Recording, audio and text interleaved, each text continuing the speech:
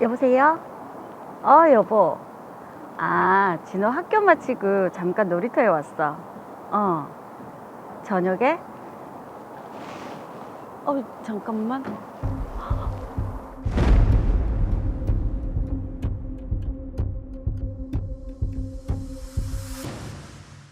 말을 해봐. 아니, 무슨 일이신데요? 당신이 얘 엄마? 네. 얘가 우리 애를 밀쳐서 다쳤다고요. 나도 매 한 번 안 들고 키우는데. 아니, 우리 진호가요? 진호야, 진짜야? 왜 그랬어? 이유가 있는 거지? 니 아까는 말 잘하더니 왜 꿀먹은 벙어리고. 다시 한번 해봐라. 다시 한번 해보라고. 아니, 왜 애한테 소리를 지르고 그래요? 자식이 맞았는데 어느 엄마가 말을 예쁘게 합니까? 아니, 그래도 일단 자초지종을 들어보고 난 뒤에. 지금 우리 애가 거짓말이라도 했단 소리입니까? 당신 아들이 밀쳤다고 하잖아요. 아무 이유 없이 그럴 애가 아닙니다. 이유 있음 그럼 사람 밀치고 때려도 됩니까? 아니, 니 가만 안 둘 거다. 각오해라. 어휴. 영준이 가자. 아유, 애가 거의 각오를 합니까? 엄마, 영돈이가 자꾸 나를 놀려서 엄마 미안해. 사과하려고 했는데 아줌마가 너무 무섭게 화를 내서. 그래. 아이가 괜찮아, 많이 좀 놀랐네. 마. 아, 괜찮아. 울지 마, 또.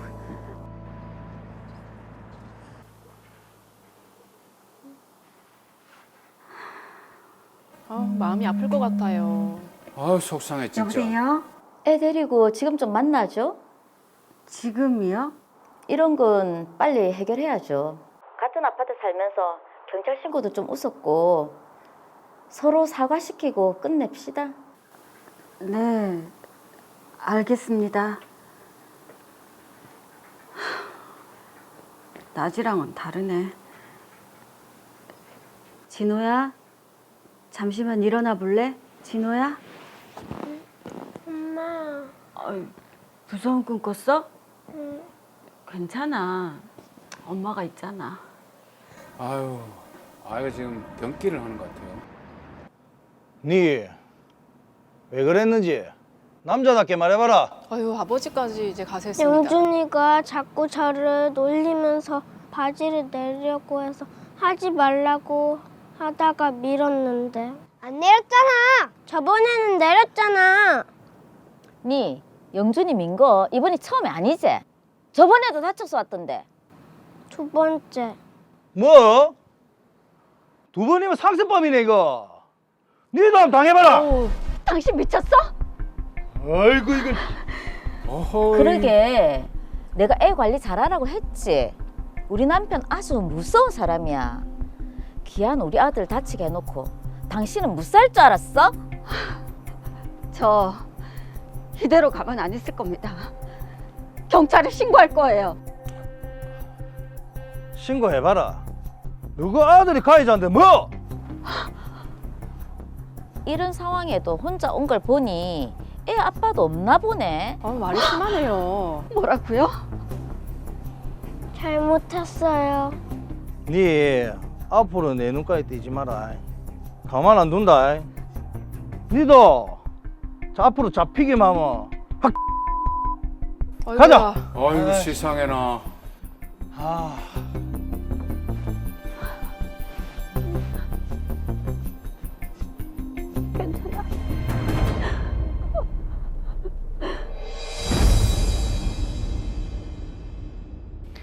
자, 아이들 사이에서 일어난 작은 다툼이 어른들의 분쟁으로까지 커져버렸습니다.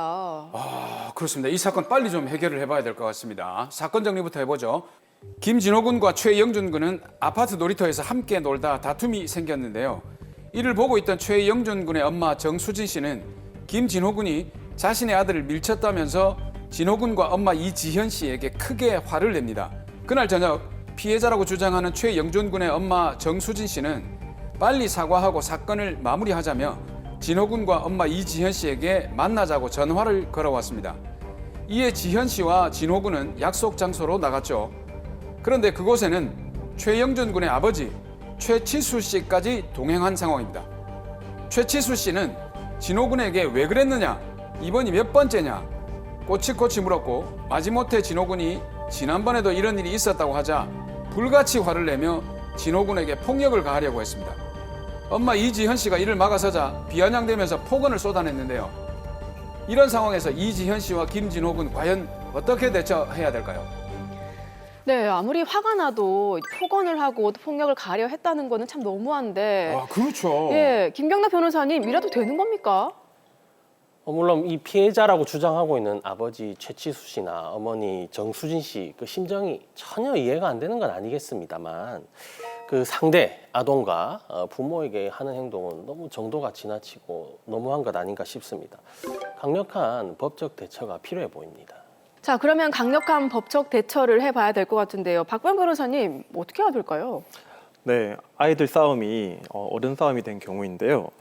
최치수 씨의 행동에 대해서는 형사적으로 아동복지법 위반, 아동학대, 그리고 폭행 등 형사 고소와 함께 두 사람의 피해에 대한 민사상 손해배상 청구가 가능한 상황으로 보입니다.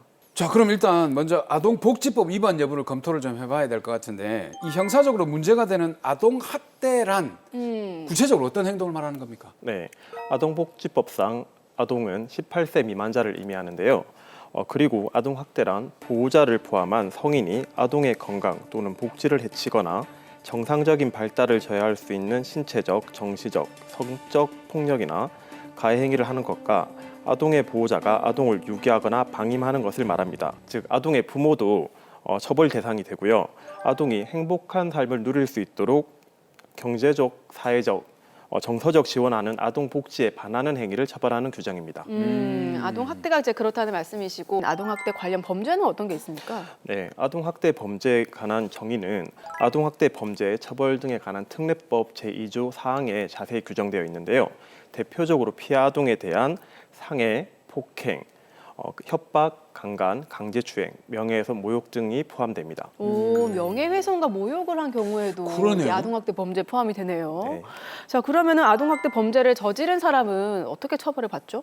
아동복지법 제17조는 누구든지 아동의 신체에 손상을 주거나 신체의 건강 및 발달을 해치는 신체적 학대 행위와 아동의 정신 건강 및 발달에 해를 끼치는 정서적 학대 행위를 금지하고 있고, 같은 법 제71조에서는 이를 위반한 자에게 5년 이하의 징역 또는 5천만 원 이하의 벌금에 처하도록 규정하고 있습니다. 네. 그리고 대법원은 정서적 학대 행위와 관련하여 현실적으로 아동의 정신 건강과 그 정상적인 발달을 저해한 경우뿐만 아니라 그러한 결과를 초래할 위험 또는 가능성이 발생한 경우도 포함되며, 반드시 정서적 학대의 목적이나 의도가 없더라도 미필적으로 인식하면 충분하다고 하여 아동의 피해를 방지하기 위하여 처벌 범위를 폭넓게 인정하고 있습니다. 그럼 이 드라마에서 최치수 씨의 행동 하나하나를 일단 따져봐야 될 것 같아요. 네, 최치수 씨는 드라마에서 보면 진호에게 강제로 손을 끌면서 옆으로 당기고 실제로 넘어뜨렸다고 합니다. 어이구야. 네, 그리고 아까 보셨지만 내 눈에 띄기만 하면 죽여버린다는 위협적인 말까지 했었고요. 맞아요. 네, 또한 엄마 이지연 씨에게 아까 드라마에서는 실질적으로 때리는 신용까지 했지만 네. 실제로는 팔을 잡을 당겨서 멍까지 들게 했다고 하더라고요. 아유. 네. 그리고 그 과정에서 이제 주변 사람들이 굉장히 많은데도 불구하고 이제 감정이 매우 격해져서 그런지인지 욕설을 하는 행동까지 아이고야. 했다고 합니다. 예. 네. 이러한 상황만 생각해도 지연 씨나 진호가 겪었을 고통이 굉장히 심해 보이는데요.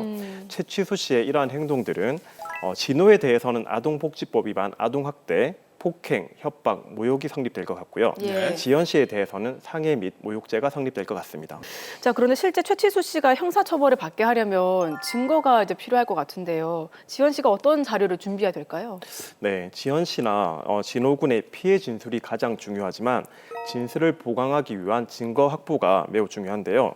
이 사건에서 사건 당시 촬영된 CCTV 영상을 확보하고 지연 씨와 진호의 상해 진단서가 필요합니다. 네. 이때 상해 진단서 외에 지연 씨와 진호는 피해 당시에 정신적 트라우마가 굉장히 심각한 상황이기 때문에 정신과 진료를 받고 그 소견서를 받아두는 것이 좋을 것 같습니다. 특히 아동인 진호의 경우에는 신체적 학대 행위 외에 정신적 학대 행위에 대해서도 아동복지법상 별도로 아동학대로 처벌하고 있기 때문에 예. 반드시 심리치료에 관련 자료를 준비해 두시는 것이 좋습니다. 아동 학대 범죄에 정서적 학대도 포함이 된다는 거, 그렇죠. 예, 기억을 하고 있어야 될 것 같습니다. 아까 또 주변에 사람들이 많았다고 했잖아요. 그런 증언이라든지 또 추가로 뭐 준비를 해야 될 증거가 있을까요? 네. 아무래도 피해 관련 자료는 많이 준비하실수록 좋은데요. 네. 예를 들어 지연 씨 팔에 멍이 들었던 사진이나 피해 당시 최치수 씨의 언행을 목격한 사람들의 진술서나 증언이 있으면 좋을 것 같고요. 그리고 이 사건 이후에 진호는 수면 중에 경기를 일으키며 새벽에 일어나거나 가민성 대장 증후군으로 인한 복통, 그리고 두통, 대인기피증 심각한 정신적 고통을 받고 있다고 하는데요. 아이고. 그러한 상황을 메모지 등에 일자순으로 기록하고 영상까지 확보를 한다면 네. 피해의 심각성을 수사기관이나 법원에 호소할 수 있는 좋은 자료가 될 것 같습니다. 자, 변호사님, 그런데 최치수 씨에게 이제 민사적 손해배상도 받을 수 있다고 처음에 말씀을 해주셨는데 이건 어떻게 해야 받을 수 있는 겁니까? 최치수 씨가 형사적으로 처벌될 수 있는 행동을 했고요. 그로 인해서 지연 씨나 진호가 신체적, 정신적 피해를 보았기 때문에 네. 불법 행위를 원인으로 한 손해배상 청구가 가능할 것 같습니다. 음. 실무적으로 이제 형사 고소를 하게 되면 그 과정에서 가해자의 위법 행위 증거들이 취합이 될 거고요. 그리고 실제로 형사 책임이 인정된다면 민사상 불법 행위가 명확해지기 때문에 그 형사 고소를 먼저 진행하거나 또는 동시에 민사 소송과 함께 진행을 해서 형사 과정에서 밝혀진 자료들을 민사법정에 제출하면은 손해배상을 쉽게 인정받을 수 있습니다. 자, 그리고 근데 현실적인 문제가 하나 있습니다. 아까 사무장님께서 말씀하셨지만 네. 지금 진호와 영준이가 같은 아파트에 살고 있잖아요. 그렇죠. 네.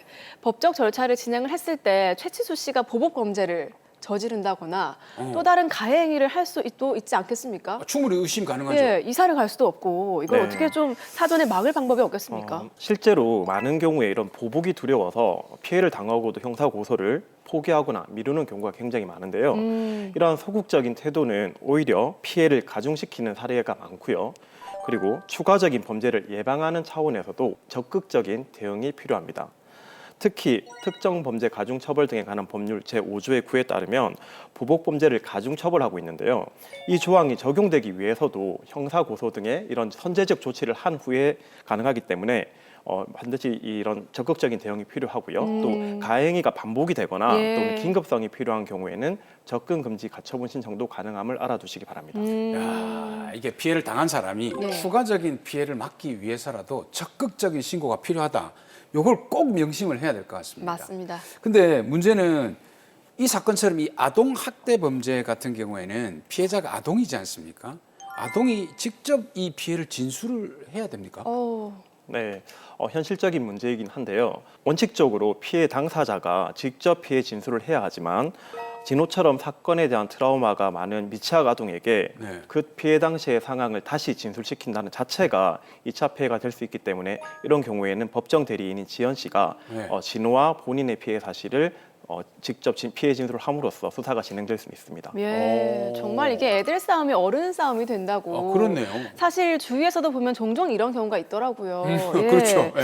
자, 어떻게 하면은 이런 법적 분쟁에 휘말리지 않을 수 있는지 뭐 대처 노하우라고 할까요? 그런 게 있습니까? 네, 사실 저도 미성년 자녀를 키우는 아빠로서 만약 우리 애들이 이런 상황에 처한다면 과연 객관적이고 냉정하게 판단할 수 있을지 사실 굉장히 고민스러운데요.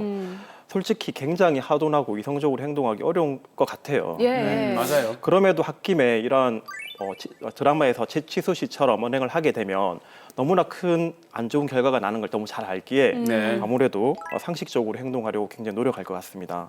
즉 대처 노하우라는 것은 가해자 피해자 모두 상식적인 선에서 대화로 해결하면 아무래도 큰 문제가 발생하지 않을 것 같습니다. 네. 특히 우리 아이들이 이러한 과정을 모두 지켜보고 있다는 점을 인식하시면 행동을 좀 더 조심하고 신중하게 하지 않을까 싶습니다. 자, 어른은 아이의 또 거울이라는 말이 있잖아요. 이런 그렇죠. 상황을 겪게 된다면 내가 정말 가만 안 둬 이런 감정적인 대응보다는 이성적인 판단 또 대처가 필요하지 않을까 싶습니다. 자, 마지막으로 이지연 씨와 김진호 군에게 또 한 말씀 해주시죠. 네. 지연 씨는 이 사건으로 우리 진호가 받은 충격으로 인해서 앞으로 잘 자랄 수 있을지 그 부분이 제일 걱정이 되실 것 같은데요. 가족 안에서의 치유도 중요하지만 반드시 전문적인 심리 치료를 받게 해서 최대한 빨리 트라우마에서 벗어날 수 있도록 방법을 강구해 주시기 바랍니다. 그리고 최치수 씨의 언행에 대해서는 형사 고소와 동시에 민사 소송을 제기해서 가해자에 대한 형사 처벌과 피해를 보전받으시고요. 그리고 필요 시에는 접근 금지 가처분 신청을 해서 사전에 피해를 예방하시기 바랍니다.